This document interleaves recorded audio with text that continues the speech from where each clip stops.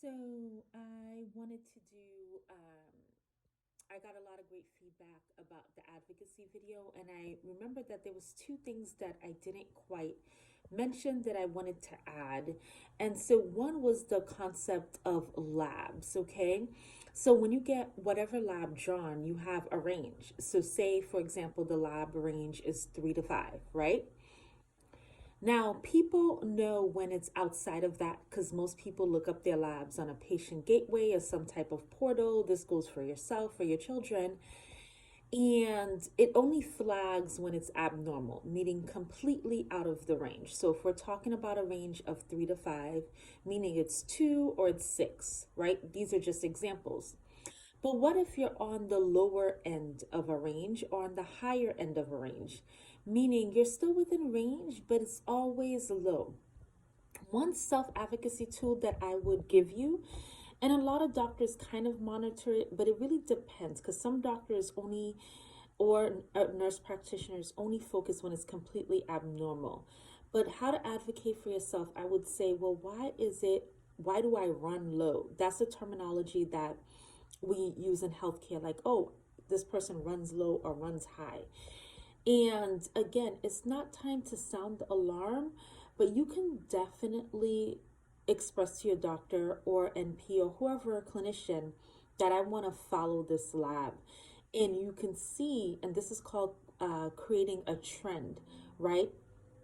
And so you can see that I always run low, and that monitoring that helps you open up the conversation with your provider, and it creates for more discussion. So it's a way to advocate for yourself. And if you watch the first video, just letting your clinician know that you're a person who's going to ask questions is a great advocating tool because they're going to just handle you different. It just is what it is. So you can actually do that. So that's my advocacy tip for labs. And then the second one is a lot of people will have a symptom, go see a clinician, and the clinician will say, monitor the symptom, whether you do something or take a medication, and then people kind of go along their way.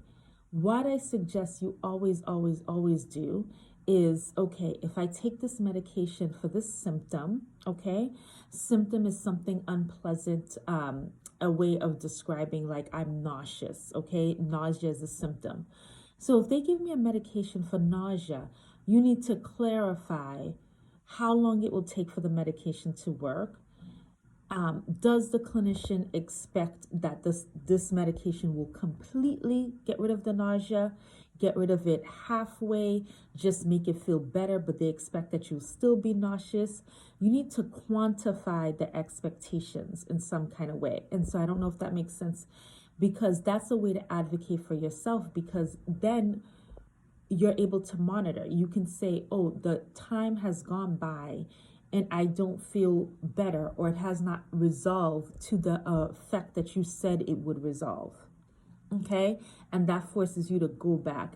And this is really huge. I cannot underestimate this. I've been an oncology nurse for years and years and years, and it's just subtle symptoms that you don't stay on top of. Okay, and so a lot of people go to the primary care once a year, if that. There's people we know that never go to the doctor, but there's things you're not waiting a year. So you go for a symptom, you have them clearly give you a plan, and then instead of just walking out of there, you say, okay, what is the time frame for this plan?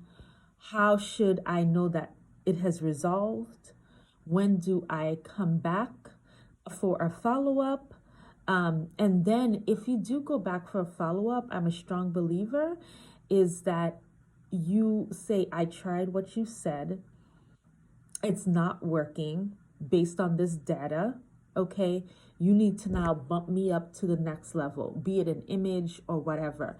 Don't have a clinician have you being monitored for years on end. I don't believe in that at all. And you could watch my first video and talking about if the clinician doesn't seem to be really moving and advancing in what they're advising you or prescribing you, you can seek another clinician out. You're not, a lot of people think they have to stay with that person, and you don't have to. So those are my last two advising tips, nurse tips, to add to my first, and I keep using the word advising, but I meant advocate, self-advocate videos. Advocate for yourself, your children, your family, your loved one, your spouse. And so thank you for the great feedback, and I hope it helps. Don't forget to like this page on IG, Our 28 Days, OUR28 Days, and also on YouTube under Stephanie Victoria, but the links will be there. All right, take care.